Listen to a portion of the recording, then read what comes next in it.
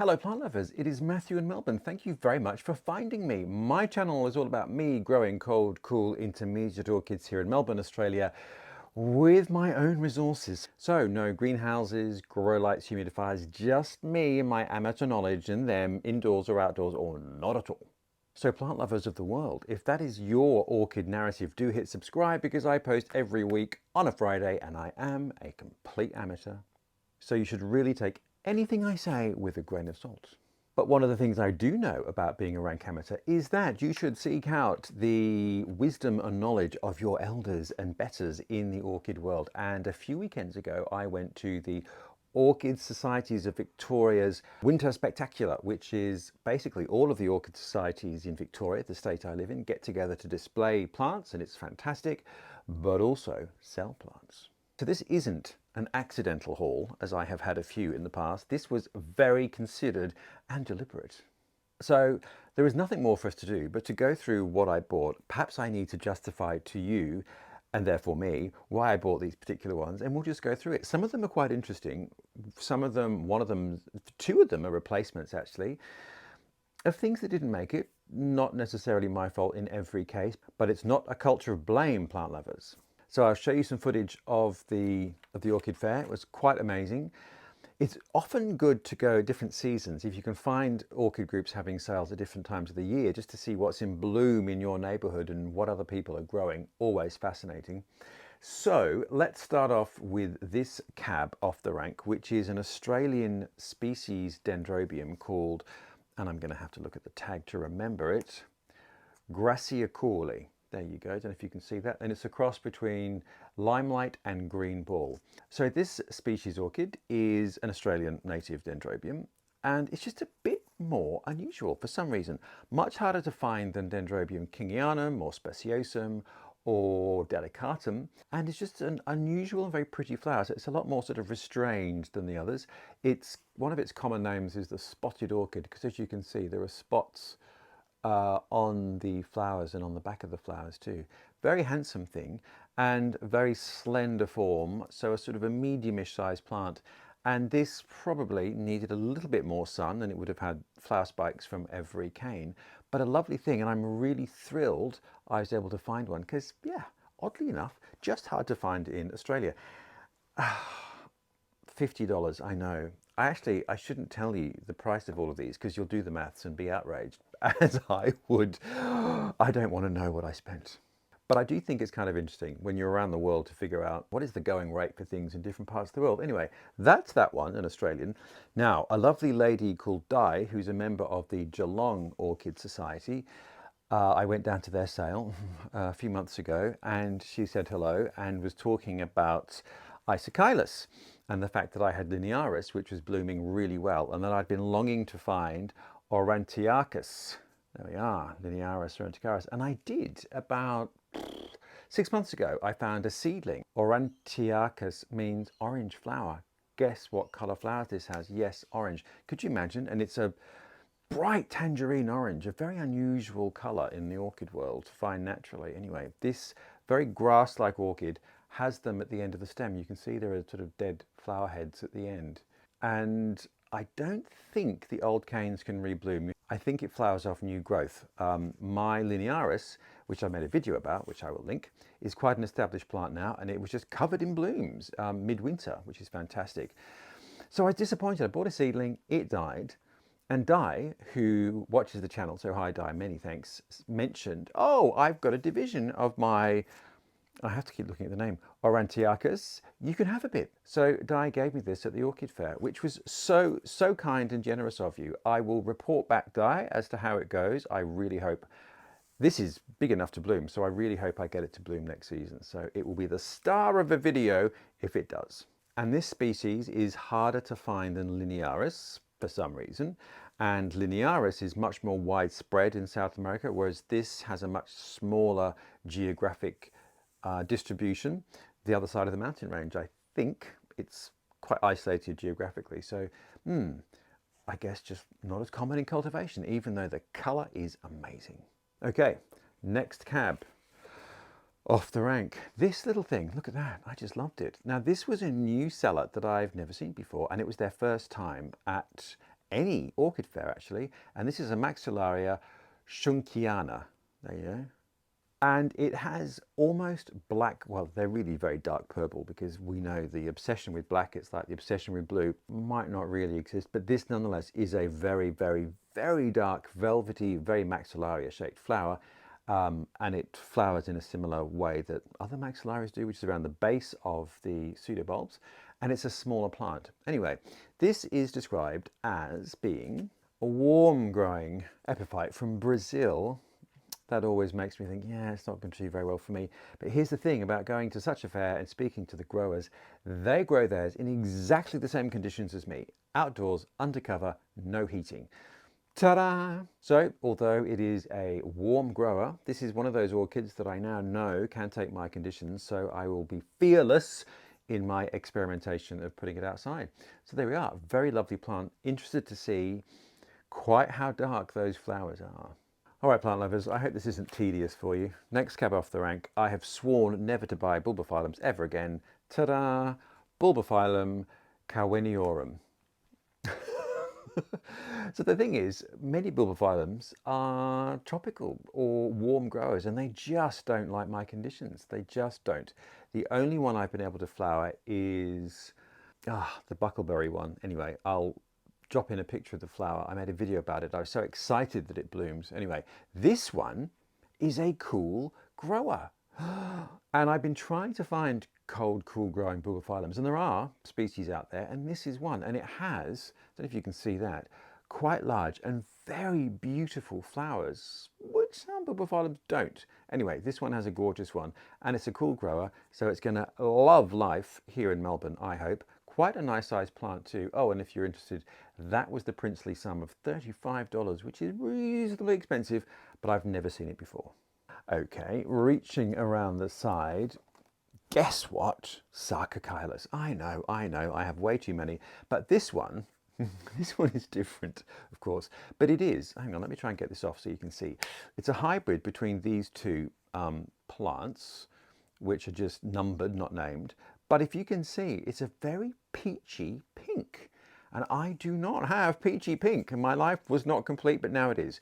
And the great news is, can you see it has got very, very chunky, healthy flower spikes in there, which is great. And all of my Sarcochilus are in spike at the moment. They're all at a pretty similar phase, apart from Sarcochilus hartmanii, which is the species, or one species, that is always the first to bloom for me by quite a few weeks, but all the others are coming out as well. So we shall see. Now, the hybridizer doesn't know what the flower's going to look like, so if this ends up looking like every other Sarcochilus I have, I shan't be happy. But I think it's going to be quite different. So that's that. Now, nodding flowers, yes, Masdevallia. Now again, I'd kind of sworn off Masdevallia too, because I've got plenty and they bloom and they're lovely. They love Melbourne.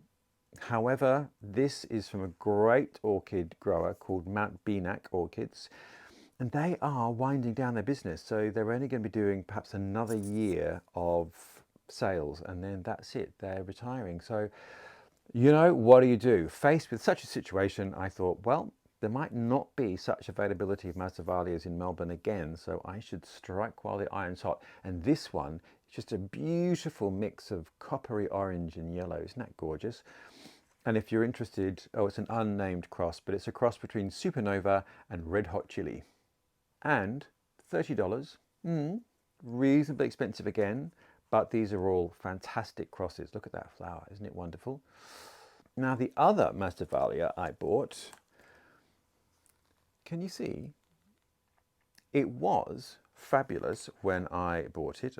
I mean, the flower was, obviously the plant is, but I left it in the car to go and do something else with all the others, and look, it really does not like heat. Now, we know that Masdevallias are a cold, cool growing plant, and they don't like high temperatures. They can't deal really with temperatures that kind of get above 30 centigrade, which is sort of above 86 Fahrenheit. So the car got quite warm, and look, the flower just didn't love it. Anyway, I'm sure you all know who grow Masdevallias, they don't love high temperatures, but they do quite well in Melbourne. When I get hot weather, I just make sure that I really spray down, I mean, not spray, but hose down the area in the morning and the evening when it's going to be a really hot day here. And Melbourne can get hot summers, so you have to be careful with Masdevallias. But mine have all sailed through the last few summers, and it does get quite warm out there under cover, under the polycarbonate roof. So there we are. But I loved, and you can't really see it, or you can, I love the delicate pink, very pale pink with a stronger sort of magenta of that flower. Very beautiful. And this one is called Impact. Don't know why I did that, but anyway, it sounds like a sci-fi movie. There you are, Masdevallia Impact. And that was $25. All right, I hope you're not getting bored. On to the next one. Now, I have made many a film about slipper orchids, Paphiopedilums, and I've made care collabs and I've made films about all of mine doing various things. And I think my favourite of all of my paths is one called Duodecitron, which is a sequential bloomer. Now, I thought, well, obviously, sequential bloomers are amazing value for money because mine gives me these amazing large yellow flowers for about 6 months. And I got, this time it's just finished its flowering cycle, I got 5 blooms over a 6-month period. Looked amazing all the time. Sometimes you do have 2 flowers on the stem at once, or the old one drops, the new one opens. And then the spike dies, you cut it off, and it does unfortunately though take a whole year to sort of recover, and then in the following year it will flower again. So you've got to be in for the long haul, but then you get 6 months of blooming from it. So imagine my delight. There is an amazing Paphiopedilum grower, and I think he's in New South Wales or Queensland, anyway, a state higher than me, who has quite an active Facebook page here in Australia, and his name is Atian Slipper Orchids, and I'll put a link below so anyone in Australia can have a look.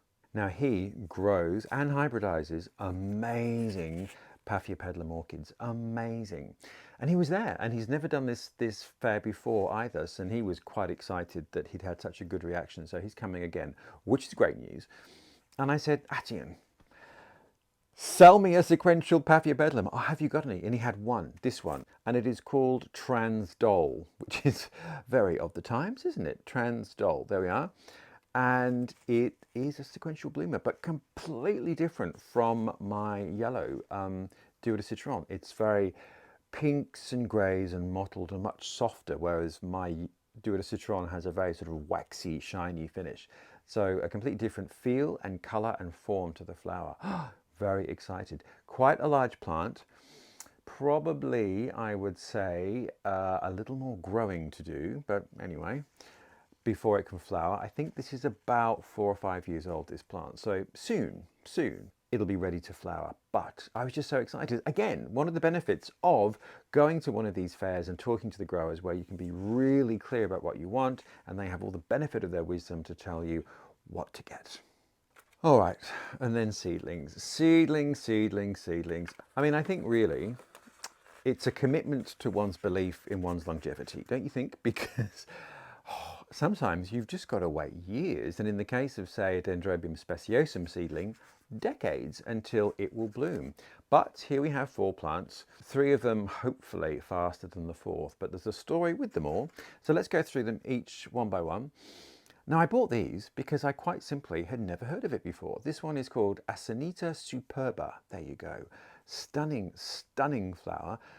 And it kind of looks like its flowering form is like a stanhopea, but the flowers are sort of more like, well, almost like Cymbidiums, but anyway, kind of large, round, waxy flowers. Very, very beautiful plant. It's native to Northwest South America, and it is a cool to warm grower, so hopefully this will do well outside for me. But it is still a seedling, so I'm going to keep it inside just through winter, spring until it sort of warms up a bit outside.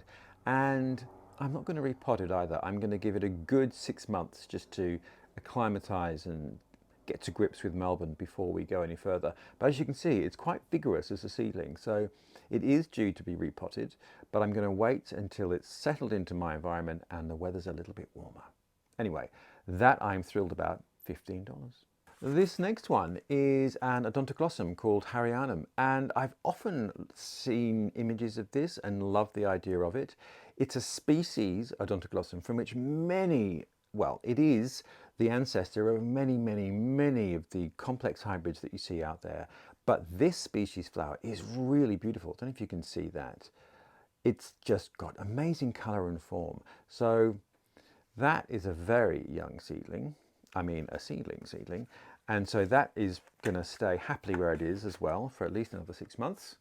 It comes from Colombia and Ecuador in those high misty forests, in fact where you get Masdevallias from as well. So it is a cold, cool grower from high elevation, so it should do really well for me. Again, like Masdevallia actually, I might need to be careful in very hot summer conditions, but looking forward to that. Next one, Peristeria pendula.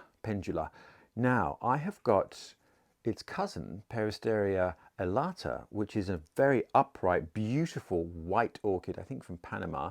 This one is found across the north of South America, and the flowers in form look identical to elata, its cousin, but they are white, and these are the most beautiful sort of pinky burgundy colors.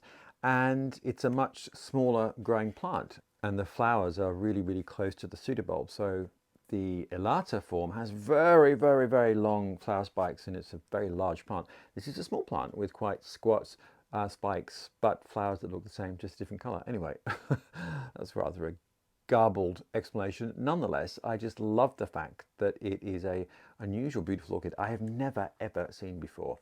And then the last one, plant lovers, Dimorphorchis rossii. This is that famous orchid where on one flower spike it will have flowers of different colors, hence the prefix di in the name.